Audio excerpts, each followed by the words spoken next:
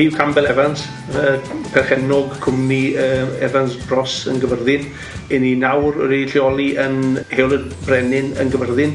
Wedi bod man o'r sŵt i 5 mis. I ni'n joio yn Gyfyrddin fan hyn. Wedi bod man o'r sŵt i 30 blynedd. I ni'n byw yn Gyfyrddin. Cwmni lleol, mae 4 office dyn ni gyd yn Gyfyrddin, Llambed, Llanbydder a Breiron. Yn gyd ni'n neud rili yw gwerthu a prisio tai a ffermydd. Yn office Gyfyrddin fan hyn, mae'r ddoi ni'n gweithio yn unan a Caris. Mae'r ddoi ni'n ddwyieithog. I fod yn onest, tro'r cwmni gyd mae'r pob un yn ddwyieithog. Mae'r rhai dynion yn mwy gyffyrddus yn siarad Cymraeg.